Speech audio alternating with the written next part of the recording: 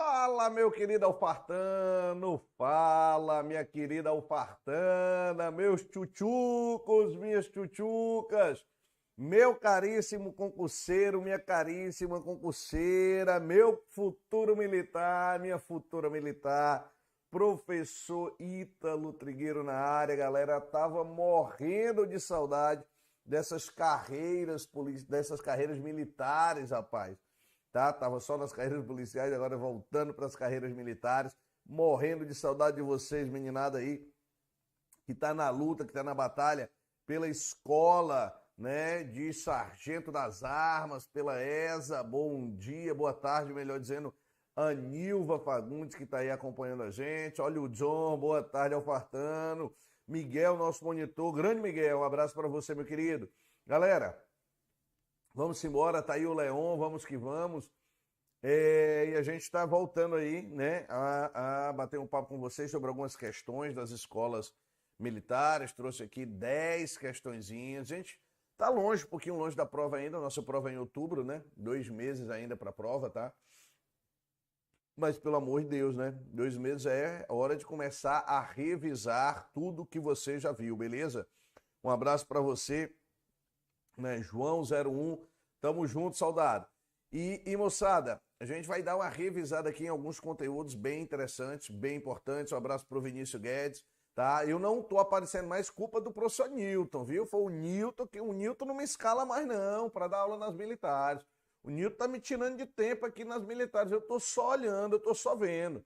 Daqui a pouco é capaz dele estar dando aula de geografia, eu não duvido não, aquele cachorro, tá, galera? Vamos embora, 65 dias para a prova, 2 meses e 3 dias, né? O Vinícius Guedes tá ansioso. Vinícius Guedes, rapaz, não tem nada a ver com Evandro Guedes, não, pelo amor de Deus, né? Senão vai dar confusão com a mulher do chefe. Tá, pelo amor de Deus, tá? Não vai brincar, não, tá? Um abraço aí pro Wagner Aurélio, né? Que tá aí acompanhando a gente também. Então, moçada, vamos lá, vamos para a luta. A gente separou algumas questões, bem na pegada da ESA, né? Bem no estilo da ESA, beleza? Então vamos para a luta, vamos batalhar aqui, porque só é vencido quem desiste de lutar. A gente separou aqui algumas questões importantes envolvendo geografia física, envolvendo geografia humana, bem na perspectiva que a ESA traz, né? De uma prova bem equilibrada ali, comumente vem ali 4 questõezinhas de geografia física, ou desculpa, de geografia humana, 2 de física, às vezes meio a meio. Então é isso aí. Para quem não zerou o edital, então parece que a prova é semana que vem. Tô lascado. Aí o bicho pega, viu, João? Mas, João, ó, ainda tem 67 dias, corrigiu aqui o Leon, tá? 67 dias para a prova de vocês. Galera, é muito tempo, tá? É muito tempo. Foco na missão, velho. Tá? Não dá para vacilar. Tem que ter foco, tem que ser objetivo, tem que sentar o aço mesmo, porque é isso que vai fazer com que você consiga alcançar os seus objetivos, beleza? Só é vencido quem desiste de lutar. Se você não desistir, a tua hora chega, pode ter certeza. Beleza? Rapaz, não venha com essa história de dizer que você é filho bastardo do chefe, não, porque dá bosta. Coincidência, né, Vinícius? Maravilha, beleza pura. Gente, vamos lá, foco na missão, vamos resolver algumas questões. Trigueiro trouxe aqui 10 questões para a gente bater um papo com vocês a respeito desse conteúdo, tá aí as questões. A gente vai trazer aqui para vocês a resolução, você, né, cirúrgico, tá? Você objetivo na resolução das questões para vocês, né? Vou tentar buscar e trazer o máximo possível de conteúdo para que você não tenha nenhuma dificuldade para resolver as suas questões. Muitas vezes as questões parecem ser bem fáceis mesmo, e o objetivo é esse, tá? Até porque eu digo sempre, a prova da ESA, ela não é uma prova difícil, tá, galera? Você tem só que aprender a caminhar. Eu sei que a sua concorrência é muito complicada, eu sei que tem gente para dedéu.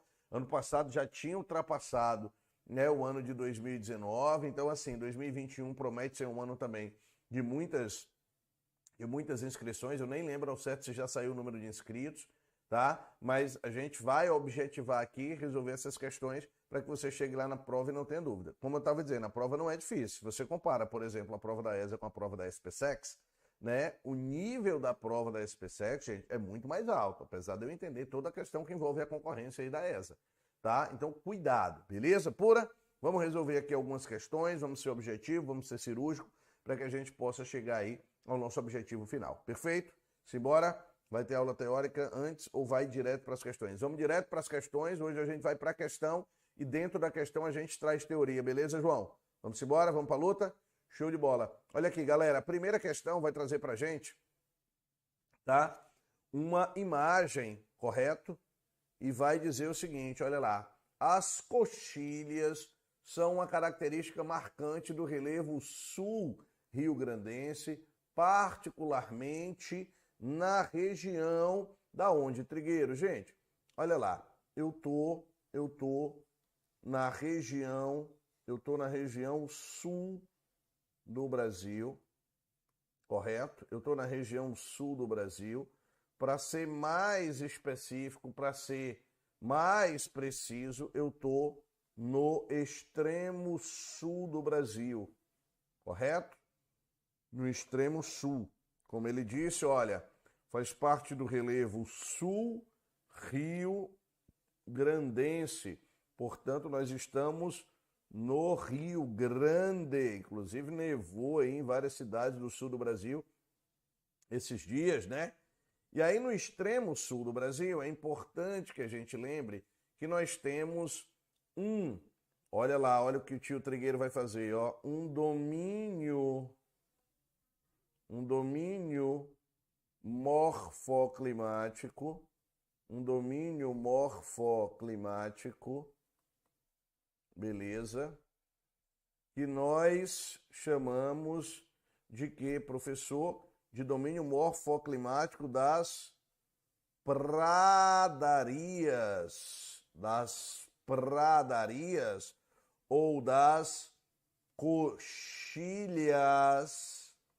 gaúchas, barbaridade, das coxilhas gaúchas, né? Ou da região ainda, e aí você já resolve a questão da campanha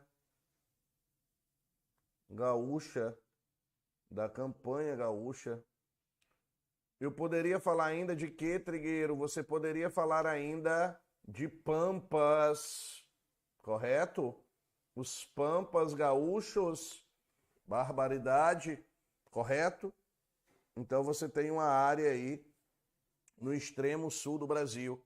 Domínio morfoclimático, pradaria, coxilha gaúcha, campanha gaúcha, pampa. Eu já sei que a resposta correta é o item B de bola. Perfeito? Como eu disse para você, questão estilo ESA, é bem objetiva, tá? Mas eu quero que você me traga alguns aspectos importantes dessa área. Como, por exemplo, professor, o clima que predomina nesse domínio. Qual é o clima? Trigueiro acabou de dizer que nevou no sul do Brasil. Então, qual é o clima que eu vou ter aí, professor? Olha lá, gente. Clima subtropical. Está abaixo do trópico. Lembrando que abaixo do trópico no Brasil, de maneira integral, nós temos apenas 2 estados, correto? Santa Catarina e o Rio Grande do Sul, de maneira integral. Então nós temos aí o sul do Brasil, o extremo sul. Nessa área, nós temos um destaque, né? Do ponto de vista, por exemplo, tá? Da vegetação. Qual é? Opa. Vamos aqui, ó. Deixa eu mudar aqui rapidinho. Vamos aqui, ó.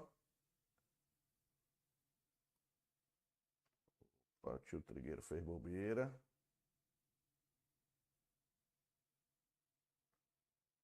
Transitar aqui para mim. Tio Trigueiro fez bobeira. Gente, desculpa. Mas deixa eu deixar marcado aqui já, tá? Campanha de novo. Estava falando, qual a vegetação que vai predominar aí, professor? Você volta e faz o print da tela, galera. Acontece, hein? Nas melhores famílias. Vegetação de campos. Vegetação de campos. Correto? Vegetação de campos. Então, marca isso como opção correta. E aqui, sempre, ou vez por outra, a ESA faz uma associação com a condição econômica, com a economia do lugar. E aí lembrar, né, que nos pampas, nos campos, nós temos grandes pastagens e há uma importância muito grande para quê, professor? Para a pecuária extensiva, correto? Pecuária extensiva.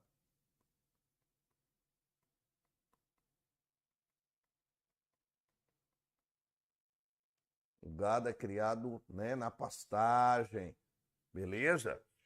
São considerados os nossos melhores rebanhos, então tem que lembrar dessa realidade. Veja que é uma questão que não tem nenhuma, né, nenhum bicho de 7 cabeças, não.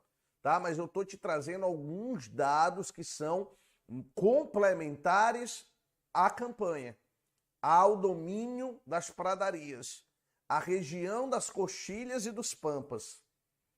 Nessa área, nós temos um problema ambiental.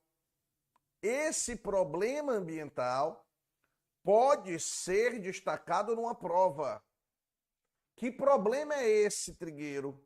Qual é o problema ambiental que nós temos destacado nessa área? Percebam, vou colocar aqui para você um destaque, percebam que aqui eu tenho um processo que nós chamamos de arenização. Arenização. Perfeito? Arenização. Essa arenização acontece no Rio Grande do Sul, hein? No Rio Grande do Sul. Cuidado.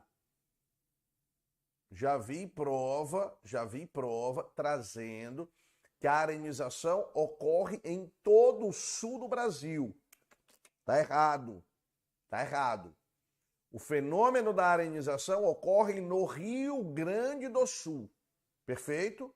Não em todo o sul do país. Correto? Então lembrem-se disso, que isso é bem importante, hein? Quais cidades a gente pode, professor, destacar aí onde ocorre o fenômeno da arenização? Me acompanha. Cidades como Alegrete, no Rio Grande do Sul. Caraí, tá? Bagé, certo?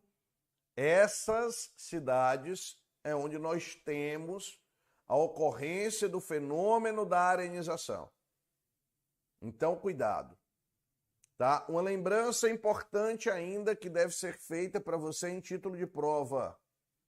Arenização é um fenômeno diferente de desertificação, hein?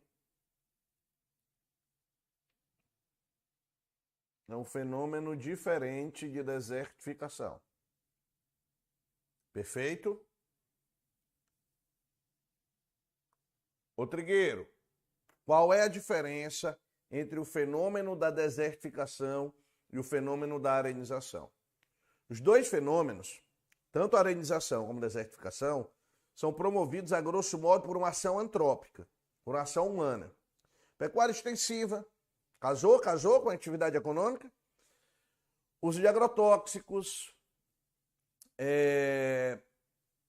a construção de cisternas subterrâneas, desmatamentos, queimadas, tudo isso promove tanto a arenização como o processo de desertificação. Beleza? Existem condições naturais para que isso também aconteça. A ONU, através da ICID, né, a International Conference on Intergovernmental Desertification, meu compadre, a Conferência Internacional Intergovernamental da ONU, tá, sobre desertificação, ela afirma que para ocorrer desertificação eu preciso de uma área árida, semiárida ou subúmida. No caso do sul do Brasil, no caso do Rio Grande do Sul, você vai encontrar o quê, professor? Uma área subúmida, perfeito? Uma área subúmida. E aí você tem um fenômeno que pode acontecer nessa área. Eu não estou dizendo que vai acontecer, mas que pode. Pela ação humana, pela interferência humana, nós temos a arenização acontecendo. Mas difere-se da desertificação por um detalhe. Professora Dirce Maria Suertagaray, um dos maiores nomes da geografia brasileira, tá? Um dos maiores nomes da geografia brasileira, define o processo de arenização ocorrendo no Rio Grande do Sul e o que define é a ocorrência, a antecedência e a existência de areais, né, pré-existentes frente à ação humana. Então já existiam esses areais no Rio Grande do Sul, perfeito? E após a ação humana, a formação de um processo de arenização. Esses areais eles não existem, por exemplo, no Nordeste brasileiro, que é onde nós temos o fenômeno da desertificação acontecendo. Perfeito, gente? Então, galera, a gente fez um geralzão aí sobre as coxilhas gaúchas, sobre a área da campanha gaúcha, e o item correto, de fato, tá, da questão é o item B de bucéfalo. Perfeito? Primeira questão para conta, item B de bucéfalo, né? Tô acompanhando aqui no chat. Se tiver alguém com alguma dúvida, mete bronca, tá? Eu tenho 30 pessoas assistindo agora, mas eu só tenho 20 likes. 31, 20 likes. Lipe Santos está perguntando, professor, cai para PM Alagoas? Pode cair, tá? Prova de Polícia Militar de Alagoas tem também Geografia do Brasil e Geografia Geral. Então, pode sim cair para a prova de PM de Alagoas. Tá fazendo nada, meu irmão? Fica aí, animal. Tá? Vamos estudar. Ora, mas, rapaz, isso não é bom para a prova, não. Isso é bom para a tua vida, animal. Estuda, nojento, infeliz. Vamos para a questão 2? Vamos embora? Tá? Questão de número 2, galera, vai trazer um tópico que o Trigueiro, que o Trigueiro tá apostando que vai aparecer nas provas militares desse ano, hein? Estou apostando, tá? Pantanal, o Pantanal Mato Grossense, hein? O Pantanal Mato Grossense. Estou apostando com vocês que esse ano tem Pantanal na prova, tá? Por quê, Trigueiro? Por quê? Exatamente, seu nome de cidades. Beleza. Exatamente, Jeremias. Perfeito. Tá? Galera, então, olha, o Pantanal, tá? Vai aparecer na tua prova, viu? Olha o que o tio Trigueiro tá dizendo, hein? Pantanal vai estar lá na tua prova, hein? Vamos aqui, ó. Olha lá a questão. Recentemente, o Pantanal brasileiro tem sido notícia, tanto a nível nacional quanto internacional, pela dimensão tomada, pela série de incêndios provocados neste bioma. O bioma citado no trecho acima pode ser encontrado predominantemente nos seguintes estados brasileiros. A questão em si, mais uma vez, tá? É uma questão simples. Ele pergunta onde o nosso Pantanal, o bioma do Pantanal, está localizado. Em quais estados? Gente, tem Pantanal em Santa Catarina, professor? Pelo amor de Deus. Tem Pantanal em São Paulo, professor? Não, você não é doido. Não tem em Santa Catarina, professor? Não. Tem certeza que não tem em Santa Catarina? Não, animal. Tá? Então, onde é que tem, professor? Ah, meu irmão, é muito simples. Olha lá, Mato Grosso e Mato Grosso do Sul. Perfeito? Beleza. O intuito aqui, tá? Óbvio, além de resolver a questão, é esmiuçar o processo. A questão é simples, não tem nada do outro mundo. Pergunta onde está o Pantanal. Mas o que é que eu quero que você entenda? Eu quero que você entenda o cenário pantaneiro nos últimos momentos. O que é que está acontecendo, né? O que é que está acontecendo no Pantanal. Perfeito? E quando eu paro para ver, gente, o ano de 2020, na realidade é o seguinte, tá?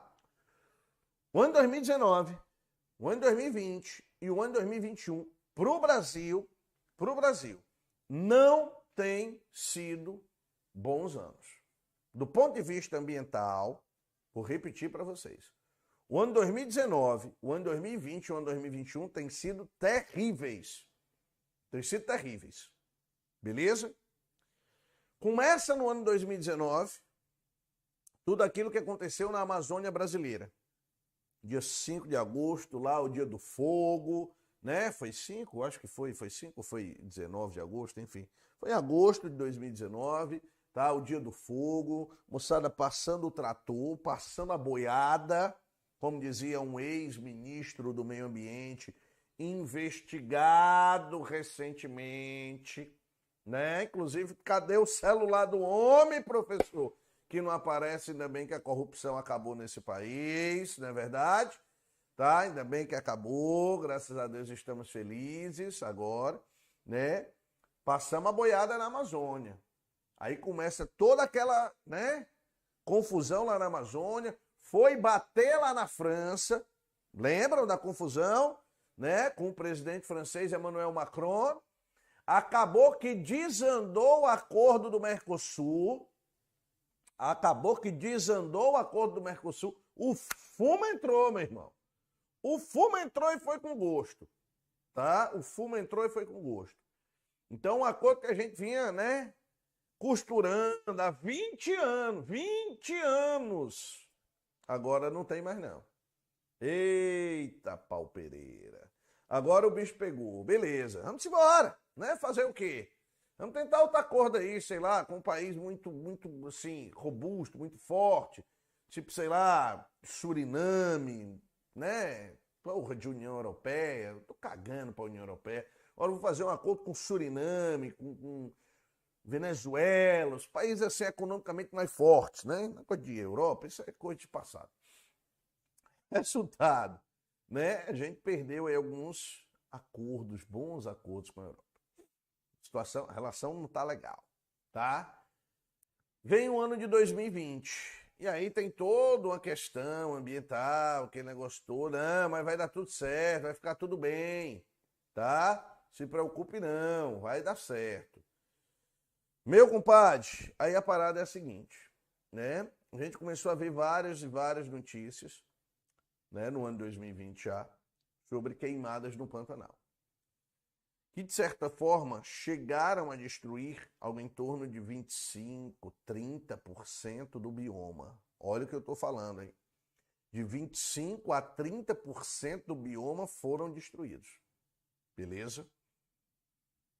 Há quem afirme, né, a gente chegou a ver dados como esse, que chegaram a 40% do bioma. Perfeito? 40% do bioma. Até então, professor, tá? Isso não é algo novo, porque 2019 já tinha acontecido, 2020 é só uma réplica, só mudou de bioma. Foi. Só mudou de bioma. E quem é que são, e aí eu quero que você marque isso, tatua no braço. Quem é que são os grandes vilões do desmatamento na Amazônia e no Pantanal? Você pode categoricamente afirmar, tá? Que o agronegócio é o grande vilão. Certo? Que o agronegócio é o grande vilão. Professor, inclusive no Pantanal, triste realidade, mas é isso mesmo. O agronegócio é o grande vilão. Perfeito?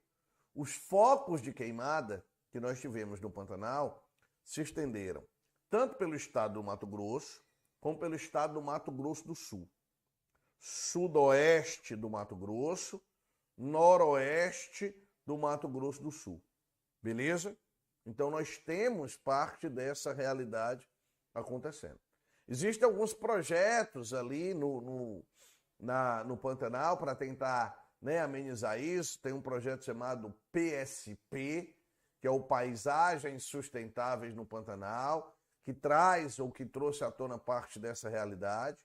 Né? E quando a gente pensa aí nas questões que envolvem o Pantanal brasileiro, a gente está pensando aí, né, em um bioma que até pouco tempo não era alvo desse tipo de prática, certo? Não era alvo desse tipo de prática, mas que agora passou a ser. Então a gente tem aí um prejuízo que é considerável quando a gente fala aí dentro da perspectiva de uma forma geral dessa área pantaneira, tá? Os prejuízos estão aí. Olha aqui, deixa eu trazer aqui para você, olha aqui essa notícia, olha lá, sobre o Pantanal, olha lá, olha essa notícia. Queimadas no Pantanal do Mato Grosso aumentaram 530% em 2020, disse lá o INPE, que é o Instituto Nacional de Pesquisas Espaciais. Dados do INPE mostraram que o volume de chuvas em todo o bioma ficou 50% abaixo do normal, no período de janeiro a maio, o que também colaborou para deixar o bioma mais suscetível aos incêndios. Aí alguém vai olhar para mim, vai dizer assim, mas Trigueiro, tu não acabou de dizer para mim que é o agronegócio o grande vilão do desmatamento? O INPE está dizendo que é a chuva. Cuidado, ele disse que também, certo? O agronegócio é o grande vilão? É, o agronegócio é o grande vilão. A perda acumulada no Pantanal de 2000 a 2002, presta atenção no que eu vou te dizer, tá? A perda acumulada no Pantanal, no intervalo de 2000 a 2018, certo? Ela chegou a 5.000 quilômetros quadrados. Menos que isso. 2.000 quilômetros quadrados. Vai lá, mais ou menos isso. 2.000 quilômetros quadrados. Somente em 2020, cuidado com esse detalhe, somente em 2020, a área do Pantanal, que foi destruída, ela representa quase 22.000 quilômetros quadrados. Olha que negócio absurdo. Beleza?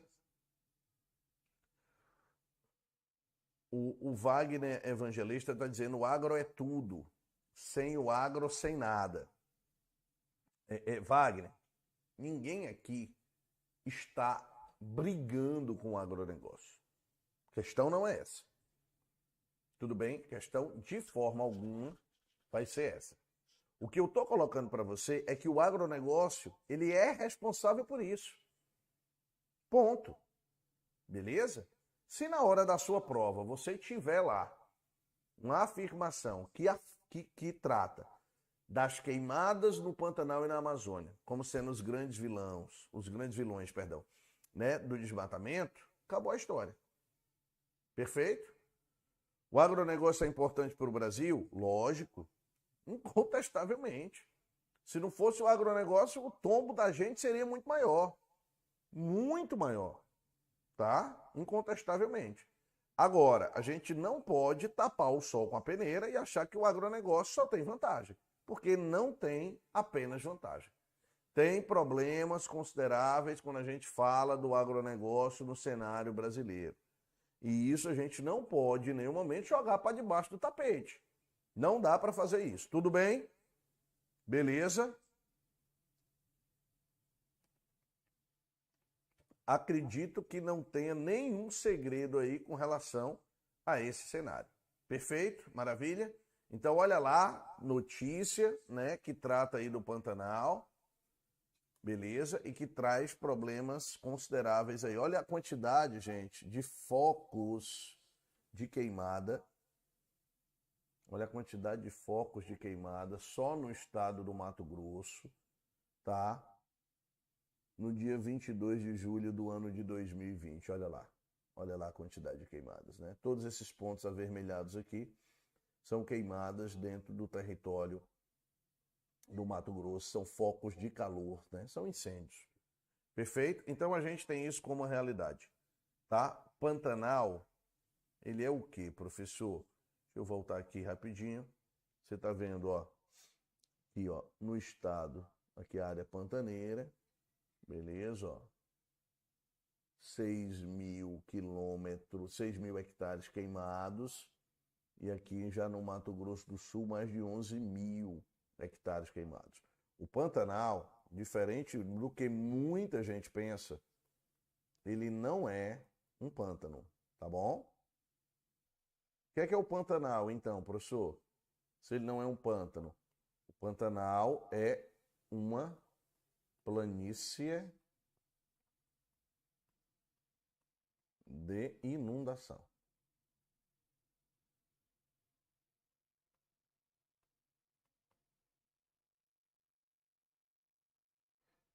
Diga-se de passagem, é a maior planície de inundação do mundo.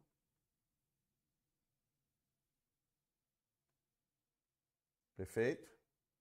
Maior planície de inundação do mundo. Então isso aí, gente, tem que ser destacado.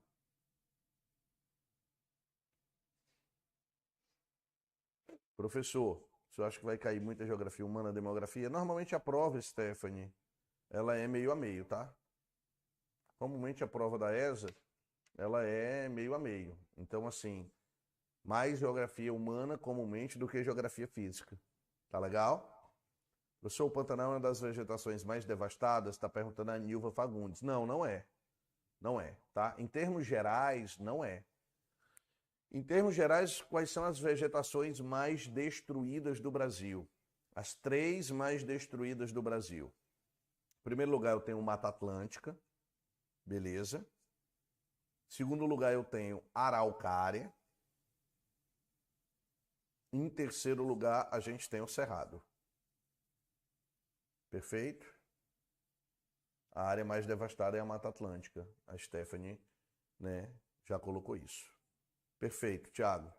Tiagão de Minas aí está perguntando se é uma das únicas do planeta, sim. Mas tem aqui no Brasil, inclusive, algumas áreas que são similares ao Pantanal. Lá em Alagoas, tá? Nós temos o que a gente chama de Pantanal Alagoano, tá? Que é uma área também muito parecida a uma planície de inundação. Professor, só o agronegócio é causador dessas queimadas? Leon, a sua pergunta ela é muito interessante, porque o que ela está dizendo para mim? Professor, só o agronegócio? Entendeu o que você acabou de me perguntar? Você está colocando a culpa somente em uma atividade. Eu não posso afirmar isso nunca. Nunca. Tá? Além do agronegócio, o que é que a gente tem que lembrar? A gente vai lembrar também da falta de chuva. O cerrado brasileiro em si, gente, uma savana, tá bom? A grande diferença são os animais de grande porte, tudo certo? Acho que todo mundo entende isso. Agora, qual é a questão que a gente tem que levantar? As queimadas naturais, por si só, nunca chegaram a atingir a dimensão em área que atingiram em 2020. Olha o que eu te disse. Entre 2000 e 2018, entre 2000 e 2018, são 16 anos, 18 anos aí. A área das queimadas no Pantanal chegou a 2.000 quilômetros quadrados. Como é que em apenas um ano, que foi o ano de 2020, eu tenho uma área 10 vezes maior e muita gente quer colocar isso na conta somente da falta de chuva? Não dá. Perfeito, Leon? Então, cuidado. Samuel Moreira está perguntando né, o seguinte, professor, o senhor, por conta das Olimpíadas, o senhor acha que uma questão sobre fuso horário pode ser mais provável de cair? Sempre, Leon, o Samuel, sempre que tem questão de fuso horário, desculpa, sempre que tem ano olímpico, Copa do Mundo, coisa desse tipo, é mais provável de cair. É mais provável de cair. Tá legal? Vamos embora. Perfeito. Então, galera, sobre Pantanal a gente esgota aí a nossa, né, o nosso conteúdo. Beleza? Item correto dessa questão, sem nenhum segredo. Item A de aprovação. Vamos para a questão 3. A preservação do meio ambiente tem se tornado uma preocupação global. O mundo inteiro discute ações em micro e macro escalas para que conceitos e hábitos voltados para a sustentabilidade sejam difundidos e possam mobilizar população, empresas e governantes em torno do objetivo de evitar que nosso planeta entre em colapso. O Brasil está entre os 9 países que abrigam um dos maiores biomas da Terra. E por isso nossas políticas ambientais são alvo de preocupação por todo o mundo. Que bioma é esse? Gente, bora aqui. O que é que o tio Trigueiro vai trazer para vocês, que eu acredito que vocês devam, sem dúvida nenhuma, levar em consideração? Todas as vezes que a gente pensar num bioma que passa por 9 países no Brasil, que é dividido por 9 países, eu tenho que pensar nos biomas de fronteira, certo? Quais são os biomas de fronteira que nós temos no Brasil? A Amazônia é de fronteira. Beleza. O Cerrado é de fronteira. Beleza. O Pantanal é de fronteira. Beleza. A Araucária é de fronteira. Beleza. E os campos também são áreas de fronteira. Perfeito? Então, todas essas formações vegetacionais são áreas de fronteira. Portanto, podem ser divididas com outros países. Quando eu falo de 9 países, tem que ser um bioma de grande extensão. É só botar a cabeça para funcionar. É claro que eu estou falando de quem? Do Pantanal? Não. O Pantanal tem uma atuação muito pequenininha. É claro que eu estou falando de quem, professor? Nesse caso, da floresta amazônica. Perfeito? Floresta amazônica. Item D de dado é o item correto. E aí, meninada, a gente tem muito pano para manga para falar sobre essa floresta amazônica, mas muito mesmo. Incluindo também as queimadas de 2019, ok? Incluindo também as queimadas do ano de 2019. Isso tem uma importância aí gigantesca pra gente, hein? Se liga disso, tá? Trigueiro, quantos por cento de desmatamento a gente já perdeu da floresta amazônica? 20% nas piores hipóteses de desmatamento. 20% de desmatamento nas piores hipóteses.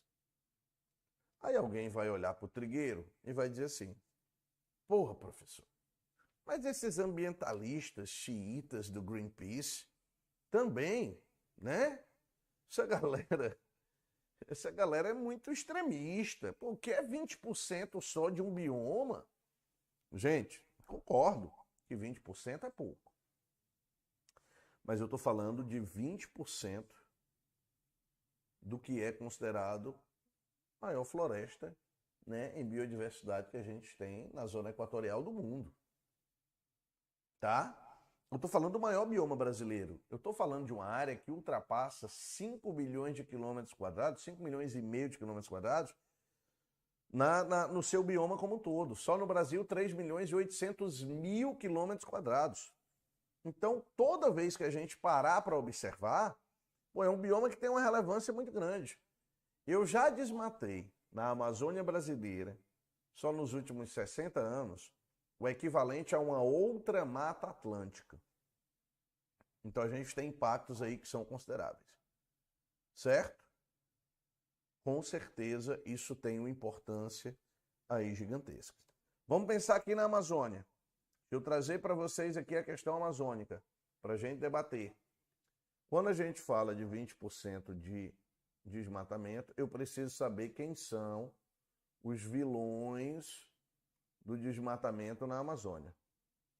E aí eu costumo brincar sempre dizendo que eu tenho o Pai, o Filho e o Espírito Santo desse desmatamento. Quem é, professor? O Pai, o Filho e o Espírito Santo do desmatamento. Maior vilão do desmatamento na Amazônia. Quem é, professor? Pecuária. Tá? De 70% a 80% do desmatamento na Amazônia é a pecuária. Estou desmatando para criar pasto. Segundo maior desmatamento, sojicultura. Responde aí por algo em torno de 10% a 15%. E em terceiro lugar, empatados, a indústria madeireira e a indústria minero-metalúrgica. Então, esses são os 3 grandes vilões do desmatamento nessa região amazônica. Percebam uma coisa, ó. Percebam que sempre que a gente fala de Amazônia, a escala de preocupação é uma escala global, tá? Ai, professor, é porque o pessoal é legal e eles estão preocupados com a Amazônia, né? Ai, que legal. Cobiça. Interesse. Interesse o quê, professor? Interesse econômico. Interesse econômico. Tá? Você acha que o Macron é gente boa, é? Ai, Macronzinho é tão legal, eu gosto dele. Casou com a coroa lá, é gente boa. Macho, ele tem interesses econômicos, inclusive na Amazônia. Por quê? Porque tem uma parte da França que é a Amazônia. E aí eu estou falando de quem? Estou falando da Guiana Francesa. Perfeito? Nós estamos falando da Guiana Francesa. Então, quando eu paro para pensar no interesse pela Amazônia, é cobiça. O que é que a galera quer? Explorar economicamente o recurso. É óbvio que sim. Não quer dizer que a questão ambiental ela não possa aparecer como um grande debate ou como uma questão importante. Mas há um interesse. A cobiça da Amazônia já é discutida há bastante tempo, segunda metade do século XX, sobremaneira. Tá? Nós tivemos ali na segunda metade do século XX uma entrega da Amazônia para as grandes empresas multinacionais, isso é que é o fato, e se discutia muito a questão que falava da internacionalização da Amazônia, parará que a Amazônia ia ser invadida, que no livro de geografia da 6ª série dos Estados Unidos a Amazônia se chamava PRINFA, Primeira Reserva Internacional da Floresta Amazônica, parará, esse lereado tudo. Ai, meu Deus! E aí a gente criou uma política quase que ufanista, né? Vamos integrar para não entregar, tal, vamos proteger, parará, aquela coisa toda. Tudo isso a gente considera que é importante, contestavelmente. Agora, peraí ainda, gente.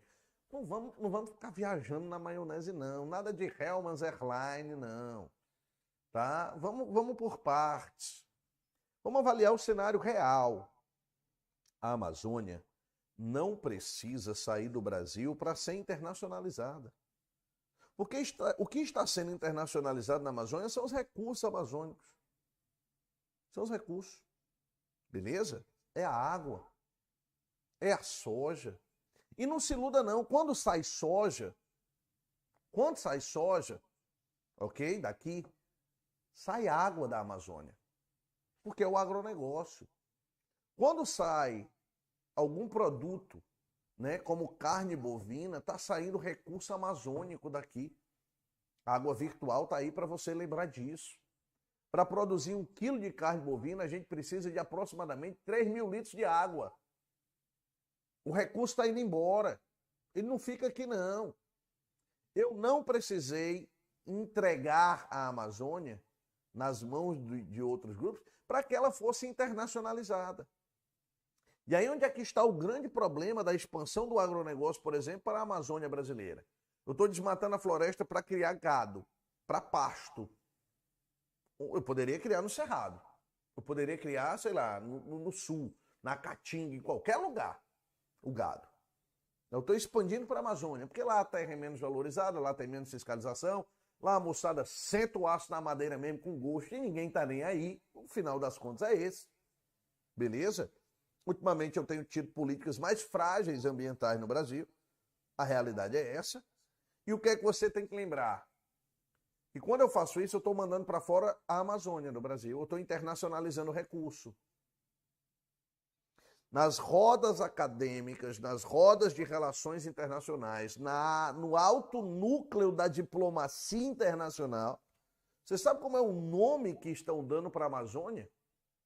Vale do Silício do século XXI. Fazendo uma alusão ao Vale do Silício americano. Que essa biodiversidade da Amazônia pode garantir um nível de desenvolvimento para o Brasil que a gente jamais almejaria. Mas em detrimento da exploração adequada do recurso ambiental, eu estou fazendo o quê? Ao invés de explorar o princípio ativo, o recurso genético, eu estou desmatando para criar gado. E tem gente que acha que isso é um grande negócio. Não é. Não é um grande negócio. Pelo contrário, eu estou deixando de ter uma perspectiva futura em detrimento de um agronegócio imediato. Olha como o agronegócio não é só bom, hein? Tem vantagens e tem desvantagens. Não tape o sol com a peneirinha. Beleza? Gente, falou de Amazônia, muito pano para manga, hein? Muito pano para manga. Deixa eu só lembrar ainda para você que essa Amazônia, como ele citou, ela passa por 9 países, olha aqui. E esses 9 países formam o que nós chamamos de Amazônia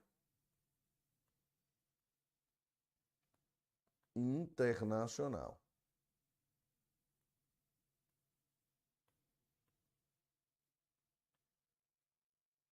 Perfeito? Amazônia Internacional. É um termo que vem sendo discutido aí, vem sendo usado, principalmente a partir dos anos 70 do século XX. Quando nasceu em 1978 o TCA, que é o Tratado de Cooperação da Amazônia. O único país que não assinou, adivinha quem foi? Guiana Francesa. Por que, Trigueiro? Interesse. Cobiça na exploração dos recursos. Então, vamos ter muito cuidado quando a gente fala dessa realidade. Vamos ter muito cuidado quando a gente fala dessa realidade. É um assunto que a gente tem que ter cuidado. Trigueiro, tem como explicar um pouquinho a Amazônia Oriental e a Amazônia Ocidental? Está perguntando o Cleison Rocha. Claro, não tem a menor dúvida. Eu vou pedir para quem quiser fazer o print, fazer logo o print, que eu apago tudo aqui, tá, Cleison?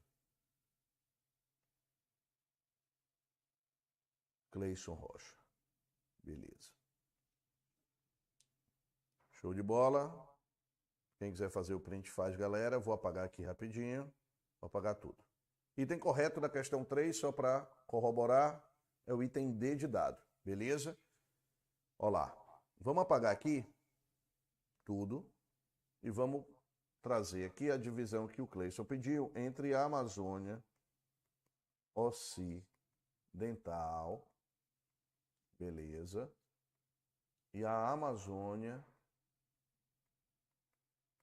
Oriental. Olha lá. De uma forma simples, você pode trazer aqui, ó, uma Amazônia do leste e uma Amazônia do oeste.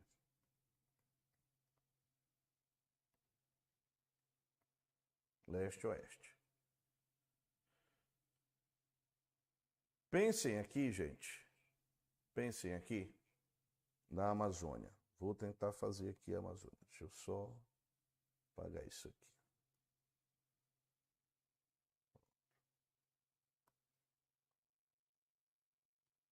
Então imagina aqui a Amazônia.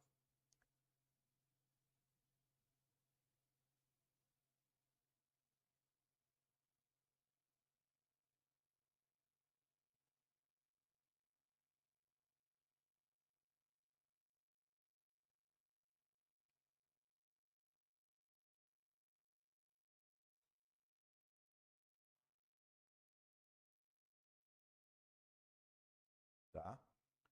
E aí você vai fazer isso aqui, ó. Você vai dividir essa Amazônia mais ou menos aqui, em leste e oeste. Tá certo? Então, professor, quem é que está do lado leste da Amazônia? Que muita gente gosta de chamar de margens orientais.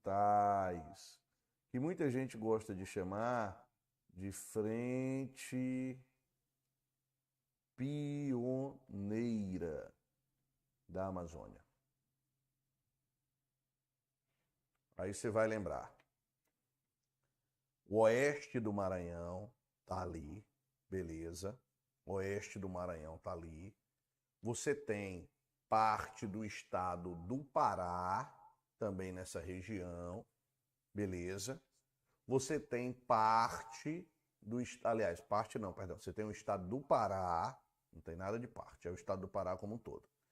Beleza? Você tem o estado do Amapá, perfeito? O estado do Amapá. E ainda você vai encontrar quem, professor? Tocantins e Mato Grosso. Essa galera está no que a gente chama de Amazônia Oriental. É a porção mais a leste da Amazônia. Beleza? E eu tenho a outra Amazônia. Essa outra Amazônia, eu vou voltar aqui para o slide, essa Amazônia mais oeste, que muita gente gosta de chamar de reserva. De reserva. Reserva não que esteja intocada, mas que é de mais difícil acesso. Aí quem é que está aqui nessa área de reserva, lá no extremo oeste da Amazônia, professor? Anota aí. Você vai encontrar nessa Amazônia Ocidental, oeste. Beleza? Você vai encontrar quem, professor? Você vai encontrar o Acre, fim do arco-íris, né? O Pote do Tesouro, Neverlands, pronto. Terra do Nunca, pronto. Beijo pro Acre. Tá? Quanto menos gente conhece o Acre, melhor é o Acre. Beleza? Melhor é o Acre. Aí você encontra Rondônia, Roraima e o estado do Amazonas. Tá legal?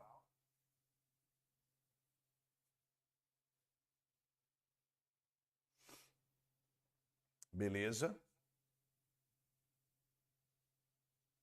Qual é, Trigueiro, a maior parte da Amazônia? É a parte oriental ou é a parte ocidental? Qual é a maior parte da Amazônia? É a oriental ou é a ocidental, professor? É a parte ocidental. O Ocidente é maior que o Oriente na Amazônia. Tudo bem? Isso.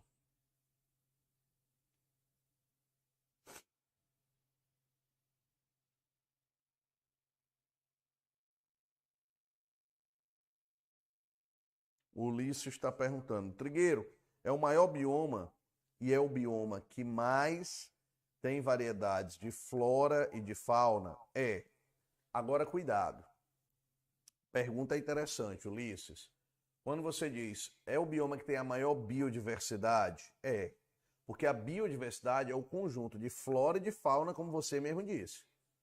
Se eu separo, se eu separo somente Mato Grosso tem RICS. O Mato Grosso está na Amazônia Oriental, beleza? Oriental. Quando eu separo, quando eu separo não, desculpa. Agora eu embananei todinho aqui. Ah, tá. Quando eu pego somente do ponto de vista florístico, existe um bioma no Brasil que tem mais biodiversidade do que a Amazônia. Que bioma é esse, professor? É uma dúvida que muitos alunos têm. Quando eu separo a biodiversidade, flora e fauna, e tiro só a flora, por exemplo, avalio só a flora, a Amazônia não é a formação mais biodiversa do Brasil. Tem um outro bioma mais biodiverso que ela. Do ponto de vista florístico, a Mata Atlântica é mais biodiversa que a Amazônia. Agora, quando eu pego a biodiversidade como um toda, flora e fauna, aí a Amazônia deita e rola. Né? Uma vez eu estava assistindo esse programa tipo Richard na Floresta, né? Não era Richard na Floresta, tá, galera? Só para deixar claro, era tipo Richard na Floresta. Era uma coisa mais séria, tá? E o pesquisador ele encontrou em uma árvore adulta na Amazônia, tá? Meu compadre, mais de 50 espécies de bicho. A biodiversidade é muito maior do ponto de vista da fauna do que da flora, tá, gente? É comum que a gente confunda isso.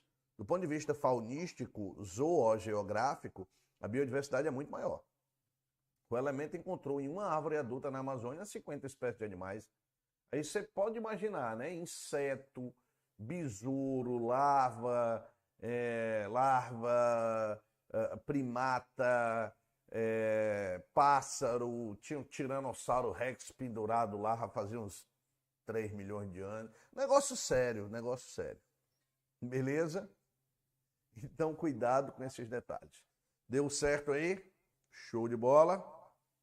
Galera, vamos lá para a tela. Pediu aqui o elemento. Corte está feito. Está aí na tela. Não, não tem Pantanal nessas opções.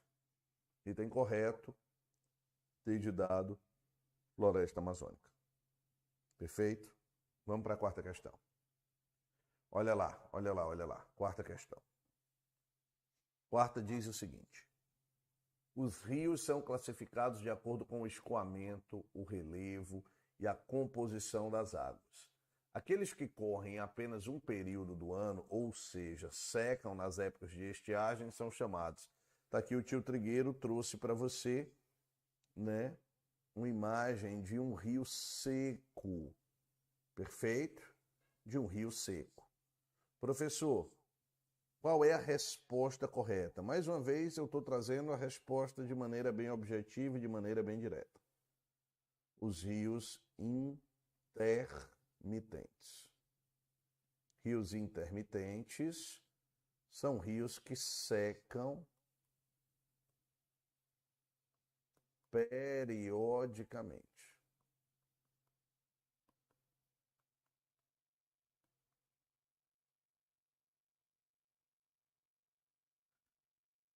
Beleza?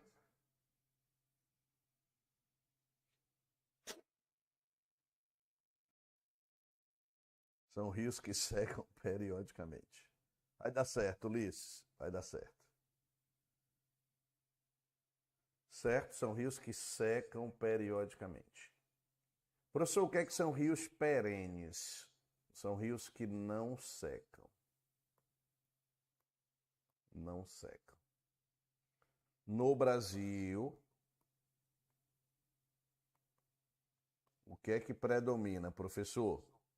Rios perenes ou rios intermitentes? O Brasil tem predomínio de rios perenes. Ok? Qual é a grande exceção disso, Trigueiro? Qual é a grande exceção disso? É o Nordeste e, mais especificamente, dentro do Nordeste, o sertão nordestino, tá?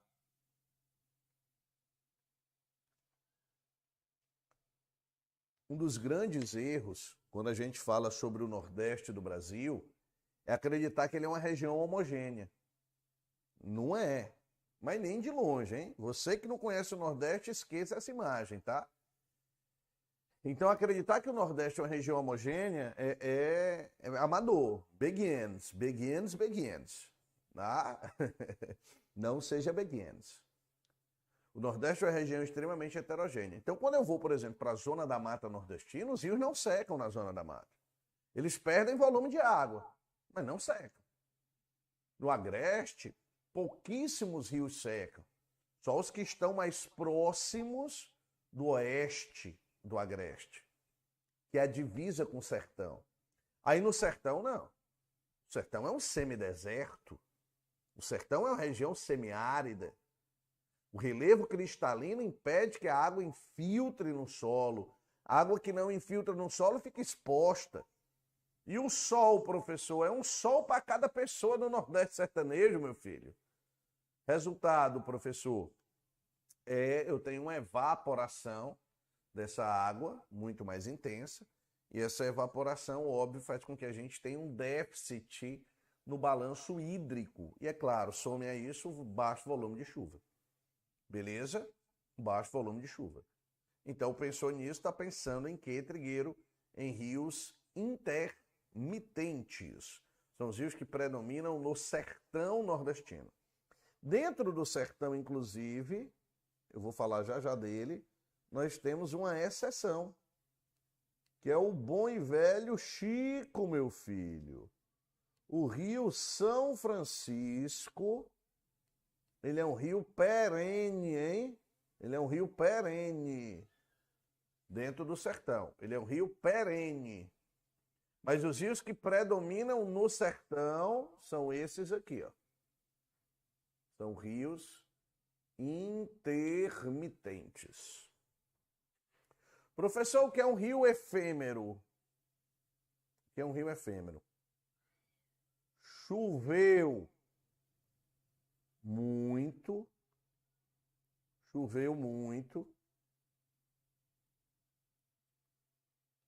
forma um riachozinho rápido, tá? Choveu muito intenso, formou um riacho. Rapidamente aquela água é absorvida pelo subsolo. Isso é um rio efêmero. É um rio que ele ocorre num intervalo de tempo muito curto. É diferente do intermitente. O rio intermitente está ali. Ora o curso de água está cheio, ora o curso de água está seco. Mas o rio está ali.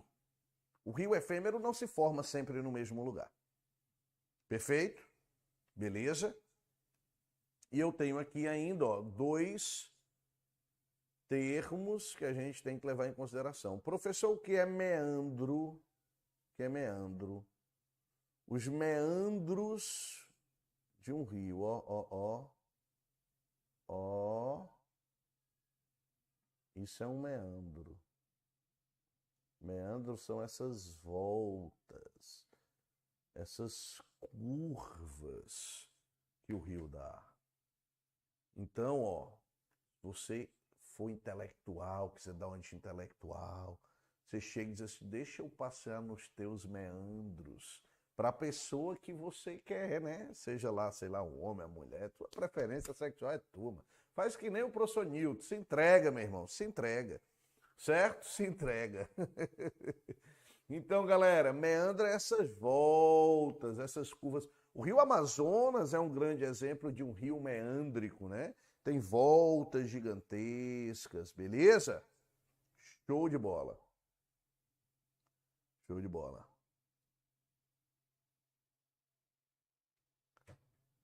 Galera, cuidado, cuidado, olha aí, ó, né? Cuidado, por quê? Né? Quando a gente pensar em alguns rios do Brasil, tá? É o caso, por exemplo, né, do rio Parnaíba, certo? Rio Parnaíba. O rio Parnaíba, gente, o rio Parnaíba, ele é um rio, né, chamado de Velho Monge. Um amigo está perguntando aqui o seguinte, ô Trigueiro, o rio Parnaíba, boa tarde aí para o Sanderson que está chegando agora. O rio Parnaíba, ele é um rio, peraí, deixa ele perguntar aqui, dizendo que a tropa da geografia estava tirando o couro dele. Cadê? Cadê meu pai?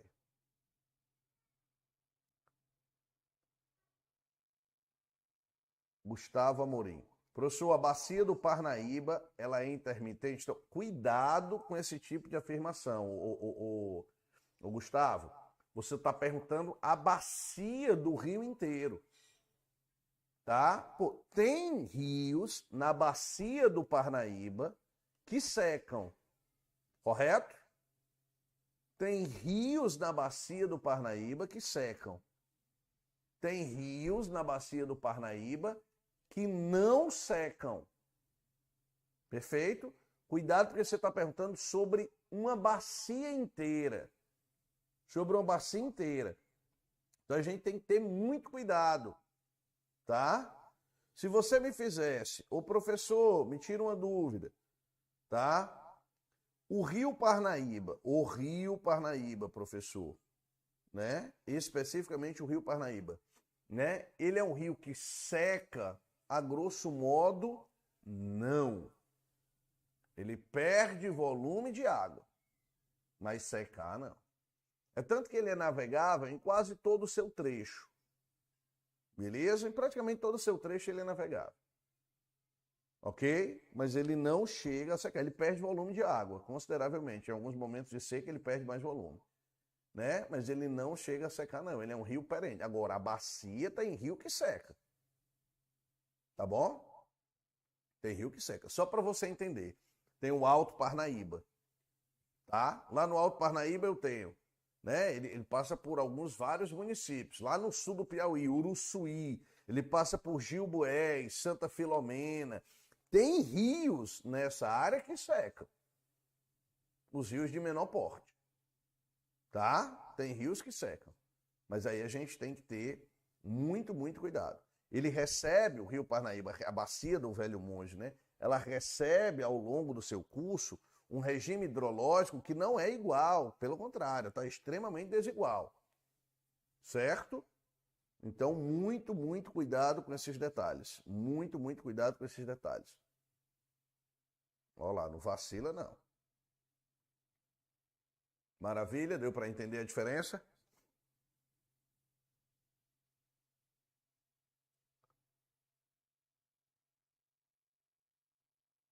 Valeu, Tiago, valeu, Ulisses, vamos embora.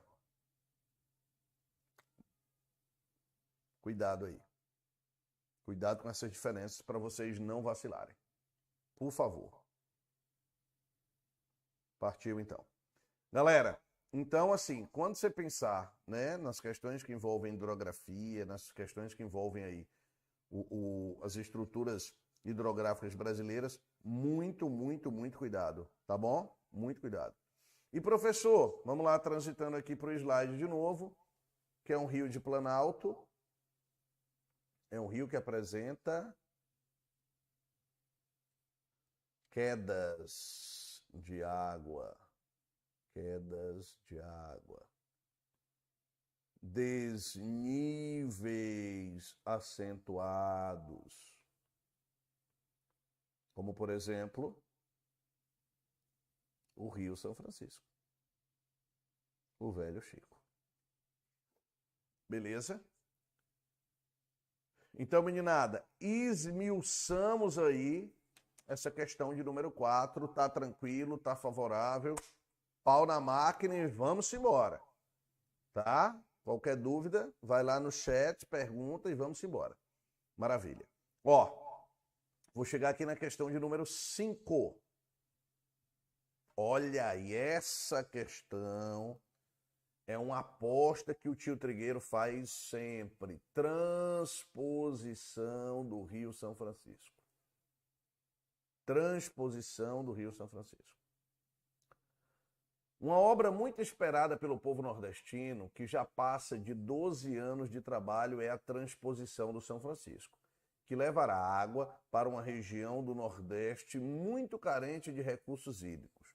Sobre o empreendimento, assinale a afirmativa. Opa, cuidado. Incorreta, hein? Ele quer o item falso. Prova da ESA pode cobrar isso, tá? Ele quer o item falso, ele não quer o item verdadeiro, hein? Então, cuidado, hein? Gente, deixa eu pontuar aqui para você algumas coisas, para vocês algumas coisas, que a gente considera muito importantes, né, sobre esse processo de transposição do Rio São Francisco. A gente considera esse projeto de suma importância, das maiores obras da história brasileira. Começou em 2003, certo? Quando eu digo começou, é porque pela primeira vez na história do país, em 2003, o Orçamento Geral da União reservou dinheiro para a obra. Na época, 700 milhões de reais foram reservados para essa obra. Muita gente acreditava que bastava. Deixa eu te dar uma dica. Não chegou nem perto de bastar. Hoje nós já gastamos mais de 13 bilhões com a obra de transposição do Rio São Francisco. Mais de 13 bi, tá? Professor, Ave Maria, né? Fora a corrupção. Aí é outra história, que a gente nem vai entrar nesse mérito. Até porque a prova não cobra de vocês. Mas o que é que você tem que entender sobre a obra de transposição do Rio São Francisco? Ela está praticamente concluída, mas ainda não está concluída. Ok? Não está concluída. A obra em si, a parte mecânica da obra, começou em 2007. Perfeito? Então nós passamos aí de 12 anos, passamos na realidade de 13 anos de obra, 14 anos, né? Entramos aí no 14º ano de obra. É uma obra que tem muitos desafios, tá, gente? Tem muitas áreas de grandes desníveis dentro da área por onde passa a transposição. Tem áreas de grandes desafios de romper túneis, né? de ultrapassar algumas dificuldades naturais consideráveis. Ela tem 2 grandes eixos, um eixo norte e um eixo leste, eu vou mostrar eles para vocês já já. E essa obra vem se desenrolando aí como uma promessa, né? A obra de transposição vai ser a panaceia, vai ser a solução das secas no Nordeste, dos problemas da seca no Nordeste. Não afirme isso nunca numa prova. Não afirme isso nunca numa prova, está errado. A obra de transposição do São Francisco vai acabar com a miséria no sertão. Não afirme isso numa prova. Está errado. A obra de transposição do São Francisco visa futuro. Amenizar os impactos da seca no Nordeste. Aí, beleza. Aí, tudo certo. Mas se você afirmar que ela vai acabar, que ela vai mitigar, que ela vai... Você está prevendo o futuro. Aí me diga aí o número da Mega Sena da virada. Ninguém faz isso aqui. Isso é teleologia barata, tudo bem? Isso é teleologia barata, ninguém vai fazer isso. A obra está quase pronta, mas não está pronta. Muita gente disse que inaugurou a obra. A obra virou uma obra política, todo mundo sabe disso, não sabe? Todos os presidentes, desde o início da obra, transformaram a obra numa obra política. Já já eu vou lhe mostrar a imagem, para você entender isso. Então a obra é uma obra política também, tem um viés político aí. O que é que a gente pode lembrar? Eu tenho pontos positivos e pontos negativos nessa obra. O que é positivo? Porra, se mitigar os problemas da seca no Nordeste, vai ser ótimo. Se gerar emprego, gerar renda, se ampliar, por exemplo, sei lá, as obras de irrigação, tudo isso é vantagem. Na contramão, eu tenho um custo ambiental, eu tenho, né, um impacto ambiental, eu tenho a questão dos deslocados por barragens ou por obras, eu tenho questões que envolvem aí a ocupação de territórios indígenas, a apropriação indevida da água pelo agronegócio. Então, tudo isso é importante. Cleison pergunta, será que eu vou ver ela pronta? Vai. Quando? Um dia. Calma, o senhor está muito apressado. Um dia ela estará pronta. Quando? Um dia. Calma. Tu tá nervoso, cara. 14 anos de obra, para que essa pressa? Né? Gente, ela terminará em breve. A obra será concluída em breve. E ela vai trazer, ela traz um alento, né? Uma tentativa muito grande.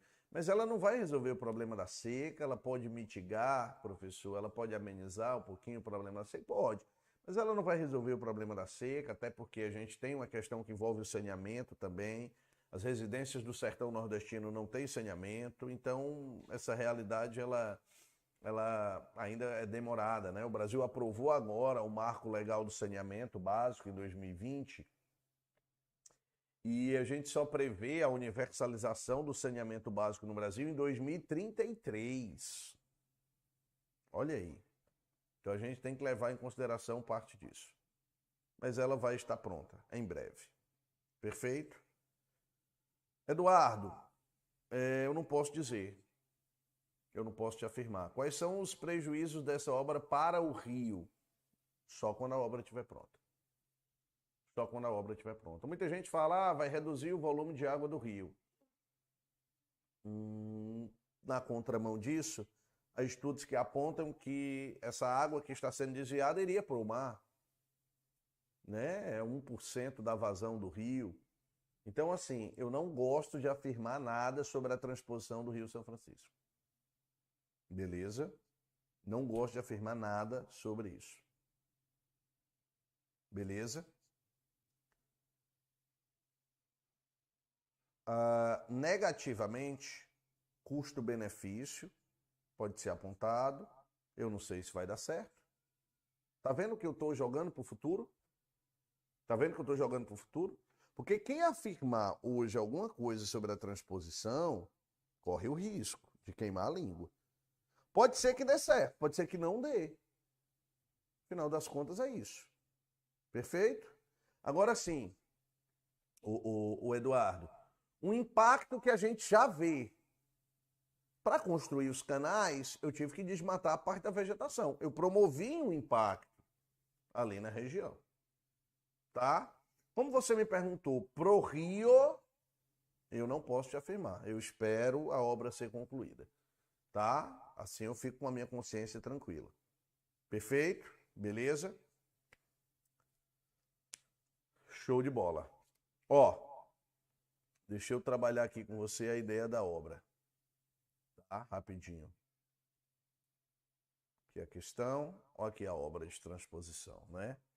Eu tenho aqui, ó, um eixo norte, a água está sendo desviada ali mais ou menos em Cabrobó no Pernambuco, passa ali no Salgueiro, entra no Ceará, é o estado mais beneficiado, 25 metros cúbicos por segundo. Vão chegar num açude aqui chamado Castanhão, beleza? E aí vão beneficiar a região metropolitana de Fortaleza e o Porto do Pecém. E aí eu tenho um outro eixo, que é o eixo leste, que vem aqui para Pernambuco e para Paraíba. E Rio Grande do Norte. Beleza? Então eu tenho dois eixos aí. Tá? Daqui para cá, ó, Daqui para baixo eu tenho a montante do rio, daqui eu tenho a jusante do rio. Então, montante e jusante. Bahia não vai ter prejuízo, Minas também não vai ter nenhum prejuízo. Se tiver prejuízo, talvez Alagoas e Sergipe. E aí a foz do Velho Chico aqui, lá em Piaçabuçu, né? Lá na divisa de Sergipe com Alagoas. Essa é uma parte da obra. Então tá vendo que é uma obra, megalomaníaca. Né? Uma obra de grande porte, uma obra faraônica, né? Então a gente tem que avaliar isso com cuidado. É uma obra que suscita muitas discussões, muitos aumentos, aliás, alimenta muitas paixões, tá? O que foi que eu te disse? Eu disse que essa obra é uma obra política, não disse? Essa obra é uma obra política. Tem gente que se considera o pai da transposição. Tem gente que se considera a mãe da transposição. Né? Tem gente que se considera o padrasto da transposição. Tem gente que se considera até o executor da transposição. É uma obra política, galera. Tem uma jogada política ali. Quer ver como tem jogada política? Deixa eu te mostrar. Olha lá, ó. Olha aí os 4 últimos presidentes do Brasil. Todos estão na obra de transposição. Todos estão na obra de transposição. Estão vendo? Então, tem política envolvida aí, professor? Tem, galera. Claro que tem. Então, a gente tem que levar em consideração isso. Deixa eu voltar agora para a questão. Olha lá. Ele quer o item falso. Dividida em 2 eixos, o eixo leste e o eixo norte, a obra está com mais de 95% de sua estrutura física concluída e beneficiará a população dos estados Pernambuco, Ceará, Paraíba e Rio Grande do Norte. Pode ser. Uma vantagem da transposição será o baixo impacto ambiental no Rio São Francisco e no seu entorno, por se tratar de um recurso natural abundante e ainda pouco explorado, com grande capacidade de regeneração. Ixi. Desde o início das obras em 2007, a transposição enfrentou paralisações que envolvem vazamentos de tubulações, troca de empresa responsável pela execução e greves de trabalhadores envolvidos na construção. O item D. Em paralelo ao avanço do empreendimento, projetos de cunho ambiental também estão sendo desenvolvidos, dado o impacto ambiental da obra causado, por exemplo, pela retirada de parte da cobertura vegetal para a construção dos canais. O que é que está muito errado, professor? Gente, o item B de bola está muito errado. Muito errado. Tá? Por quê, professor? Eu não posso afirmar que vai ser um baixo impacto ambiental. Eu não tenho certeza ainda. Viu o que eu acabei de dizer a respeito das questões de prova?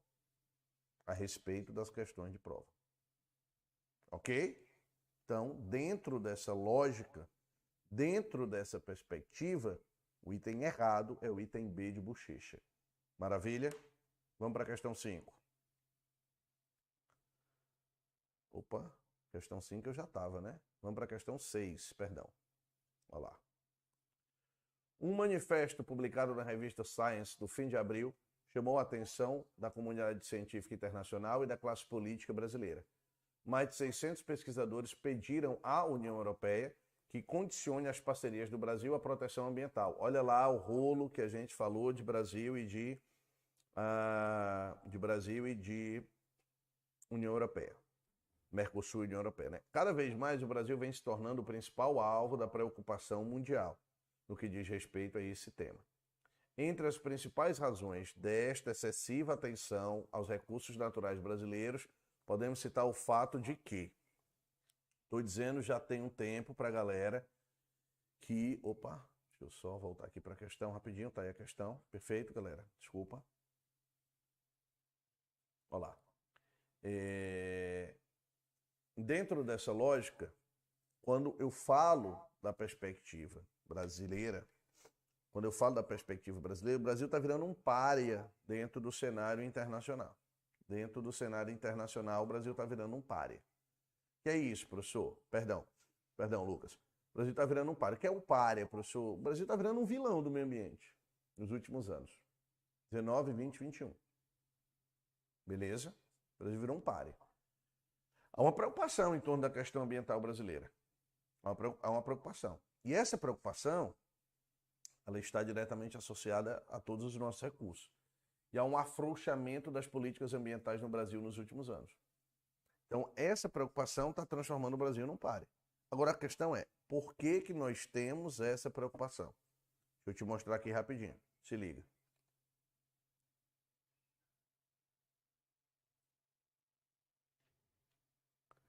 Possui a maior biodiversidade do mundo.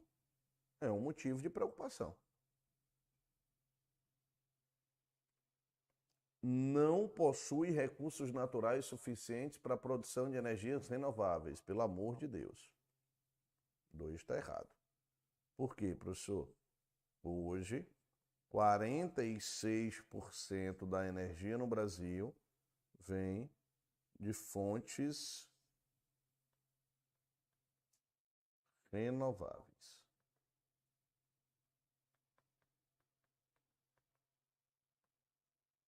Sobretudo, qual é a principal geração de energia no Brasil? Principal geração de energia no Brasil? É uma pergunta. O indivíduo que acertar aí no chat, tá? Vai ganhar alguma coisa. Eu não vou dizer o que é.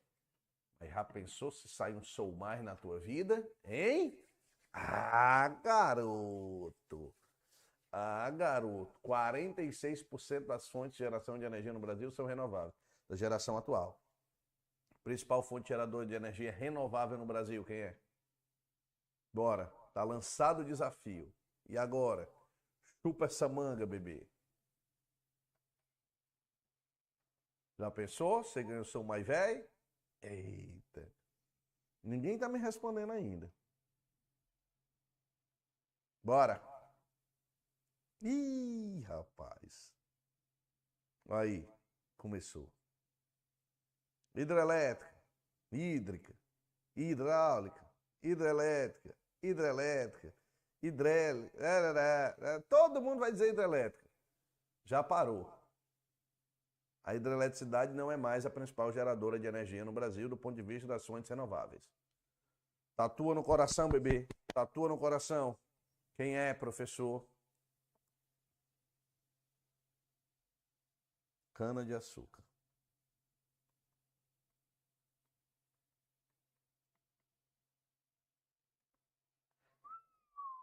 Cana-de-açúcar. Perfeito? Dica mais que especial para você. Nuclear é renovável, filho de uma égua. Hein? Nuclear é renovável, filho de uma égua. Presta atenção na pergunta que eu te fiz, bicho nojento. Das fontes renováveis. Tá? Com todo respeito, é claro, a senhora sua mãe. Viu? Calma, com todo respeito a senhora sua mãe. Olá. Galera, vamos embora, continuando, tá? O item 2, óbvio, tá errado, perfeito. O item 3, ó, diz assim: não tem políticas públicas que se preocupem com a preservação do meio ambiente. Não tem, tá? Não tem. Tá errado, né, gente? Não tem, tá errado. Perfeito? Não tem, tá errado.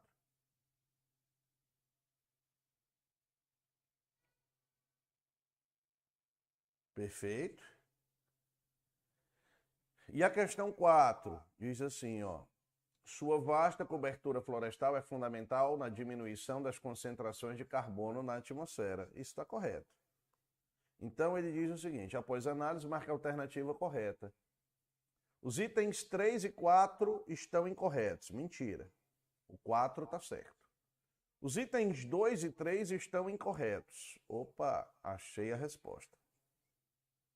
Perfeito? B de bochecha. B de bochecha. Beleza? Tranquilidade, não tem nenhum segredo quando a gente vai falar dessa realidade. Perfeito? Alguém olhou aqui, perguntou o quê?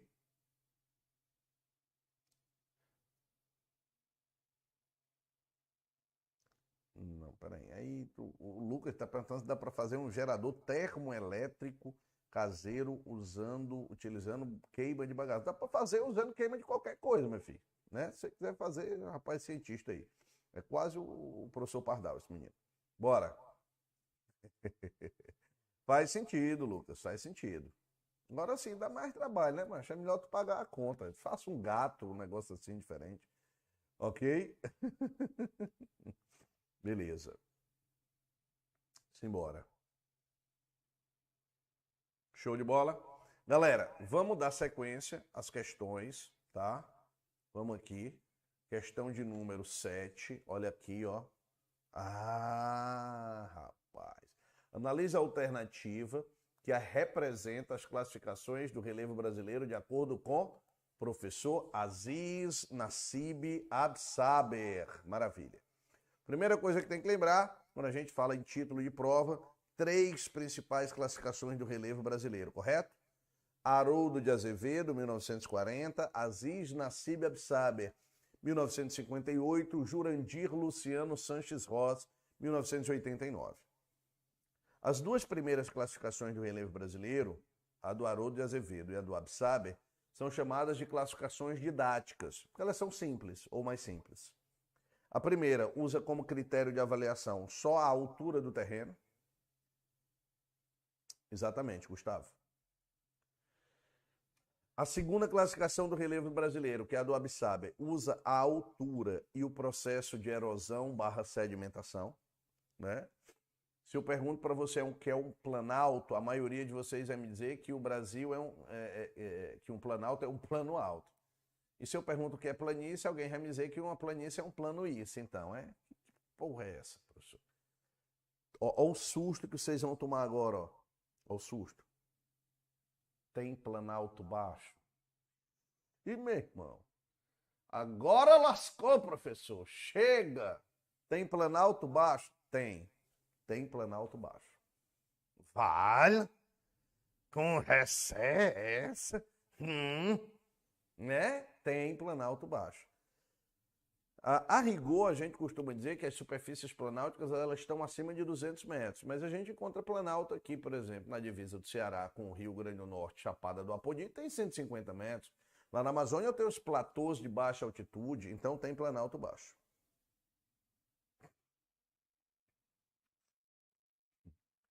Continuando, tá? Continuando. Né? Não vou nem falar nada do Newton, tá? O Cleison tá perguntando aqui do Newton. Rapaz, o Newton, ele está agora, viajou essa semana. Ele disse que eu estou viajando, mentira, ele que viajou. Foi para a Chapada. Isso. Chapada dos Veadeiros. Isso. Ele foi com um primo dele que faz educação física, um rapaz diferente.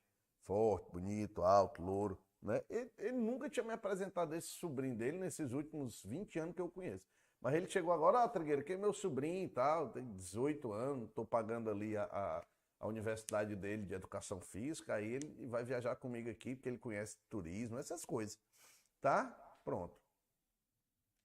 Chapada do Apodi, no caso, fica na divisa com o Rio Grande do Norte. Eduardo, a Chapada do Araripe é na divisa com Pernambuco e a Paraíba, no Ceará, tá bom? Isso. A Chapada do Araripe tem 600 metros de altimetria, a grosso modo. Tá? A média é essa, 600 metros de altimetria. Ulisses, você deixa o Newton colocar aí, a boina, enfim. Bora, negada, bora, negada. Continuando. Então, assim, o Absaber, ele mudou a classificação do relevo brasileiro. Nada que compare-se, por exemplo, ao Jurandir Ross. Esse esculhambou o negócio todo. É tanto que a classificação do relevo do Jurandir Ross, ela é chamada de classificação detalhista, que ele esmiuça mesmo. Beleza? Ele esmiuça mesmo. Então, vamos para cá, ó. para a questão. A questão diz assim, ó. Assinale a alternativa que representa apenas classificações do relevo brasileiro de acordo com o Absaber. É só você olhar para o mapa, tá aí todas as unidades de relevo do Absaber.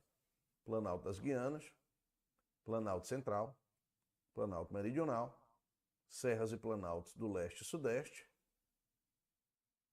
Planalto Nordestino, Planalto do Maranhão e do Piauí, Planalto Uruguaio Sul Rio Grandense. Esses são os planaltos que a gente tem. E aí eu tenho ainda, né, a planície e terras baixas da Amazônia. Olha os planaltos baixos que eu acabei de falar. Bem aqui, ó, tá o Pantanal, planície do Pantanal. E eu tenho ainda as planícies e terras baixas costeiras. Ok? E tem A, Planalto das Guianas. Tem, professor? Tem. Planície do Pantanal, professor? Tem? Tem. Planalto Central, professor? Tem? Tem. E tem A, é o item correto. Certo? E tem A, é o item correto. O que é que está errado no B? Planalto do Pantanal. Pantanal é uma planície. Planalto Amazônico. Não aparece. E também não aparece planície nordestina. E tem D. Planalto Central tem. Planalto das Guianas tem. Planaltos e terras baixas da Amazônia. Cuidado, não são planaltos e terras baixas, são planícies e terras baixas, correto? Então, item correto da sétima questão, item A de aprovação. Perfeito, galera? Tranquilo? Vamos para a questão de número 8. Olha lá. Questão que vai trazer à tona aqui os domínios morfoclimáticos, na classificação também do Absaber. Os domínios morfoclimáticos são compreendidos como um conjunto de elementos naturais, clima, relevo, vegetação, que se interrelacionam e formam uma paisagem geográfica. O Brasil apresenta uma diversidade de paisagens naturais. Assinale a opção correta a respeito dos domínios morfoclimáticos do Brasil. Galera, só lembrando, eu tenho domínio amazônico, cerrado, mares de morros, caatingas, araucária e pradarias. Portanto, nós temos 6 domínios no Brasil e as faixas de transição, né? O Pantanal, tá? O Agreste, ou melhor, o Meio Norte, o Agreste, tá? São faixas de transição. Na classificação está aqui o grande professor Aziz Nassib Absaber, falecido já, né? Grande perda para a história da geografia brasileira. Beleza? Gente, ele pergunta o seguinte: a Amazônia é um domínio morfoclimático restrito ao território brasileiro. Tá restrito, professor? Tá não. Falei para você em outra questão que ela passa em 9 países, né? Então tá errado. O item B diz assim, ó, o domínio morfoclimático da Caatinga apresenta variações de clima semiárido e árido. Clima árido, cuidado. O item C. O cerrado é um domínio morfoclimático que ocorre na porção central do país, em áreas onde se observam 2 estações climáticas bem definidas, uma chuvosa e outra seca. Aí você vai lembrar, tá? Que eu tenho um verão chuvoso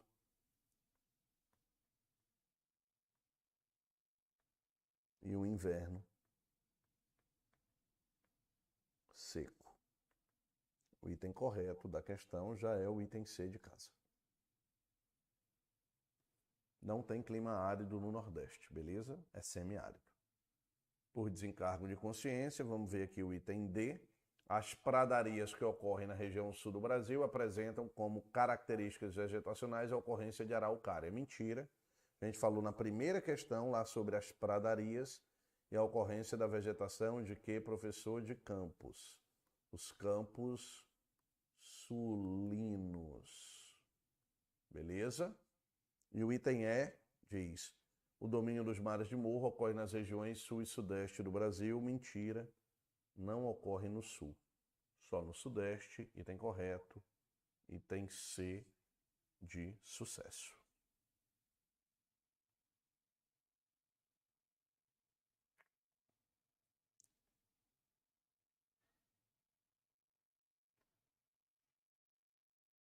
A galera tá perguntando o seguinte aqui no chat, tá? Quem foi que classificou o relevo no Brasil? Não é isso? Ó, gente, seguinte, nós temos 3 grandes classificações do relevo brasileiro, tá certo? 3 grandes classificações do relevo brasileiro. A primeira grande classificação do relevo brasileiro é de um cara chamado Haroldo de Azevedo, 1940. Então pensa assim comigo. Pô, Trigueiro, em 1940, recurso técnico, tecnológico quase não tinha, tudo bem? Então o que é que Haroldo de Azevedo fez? Ele classificou o relevo brasileiro a partir da altitude. A grosso modo, o que é que o Haroldo de Azevedo fez? Lembrem-se disso. A grosso modo, acima de 200 metros, a gente teria planaltos. Abaixo disso, planície. Pronto. O que é que o Absaber fez? O professor Absaber trouxe a altimetria, beleza, e trouxe à tona a questão do processo de erosão e sedimentação. Onde predomina a erosão é planalto, onde predomina a sedimentação é planície. Beleza? E a terceira classificação do relevo brasileiro é de um cara chamado Jurandir Luciano Sanches Rosa. Os 3, diga-se de passagem, são professores da Universidade de São Paulo. Quem classifica planalto como sendo superfície acima de 300 metros de altura é o professor Jurandir Luciano Sanches Rosa. Não é só pela altura, topografia irregular, altitudes maiores que 300 metros e predomínio de processos erosivos. Isso é planalto para o Jurandir Rosa. Beleza? Quem tinha me perguntado aqui era o Ulisses. Deu certo, Ulisses? Beleza pura. Galera, vamos aqui para a questão de número 9. Já vamos aqui para o fim da nossa aula. Mais uma questão sobre domínios. Né? Tem aí um texto do professor Aziz Nassib Absaber. Considerando o texto apresentado, assinale a opção que apresenta um exemplo de interespaço de contato em território brasileiro. Ele quer saber qual das opções vai trazer para a gente uma faixa transicional ou uma faixa de transição ou ainda uma zona de transição. Algumas eu já citei para vocês. O item A fala do agreste, já pode marcar como item correto. Agreste, meio norte, Pantanal, são áreas de transição. Tudo certo? Acho que não tem nenhum grande erro aí, não. E deixa o tio Trigueiro caminhar aqui, ó, para a última questão. Durante a maior parte do ano, apresenta a redução dos totais pluviométricos mensais e elevadas temperaturas. A variação sazonal da temperatura média não é tão expressiva, o que leva à formação de áreas em que se observa quedas térmicas pouco expressivas na situação do inverno. O texto precedente apresenta características de que clima? Galera, algumas informações importantes. Maior parte do ano, tá? Redução dos totais pluviométricos, ou seja, baixos índices e elevadas temperaturas. Espera ainda. Na Amazônia, professor, tem redução de nível pluviométrico? Não tem, então não pode ser clima equatorial. Elevadas temperaturas não pode ser clima subtropical. A variação sazonal da temperatura média não é tão expressiva. Inverno chuvoso, inverno seco, verão chuvoso, clima tropical não pode aparecer.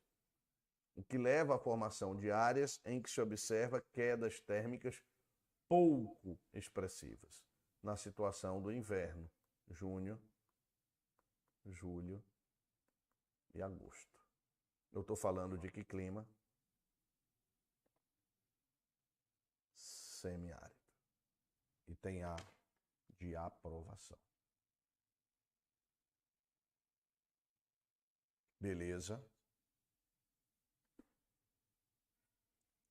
Mata dos Cocais também é. Sem dúvida nenhuma.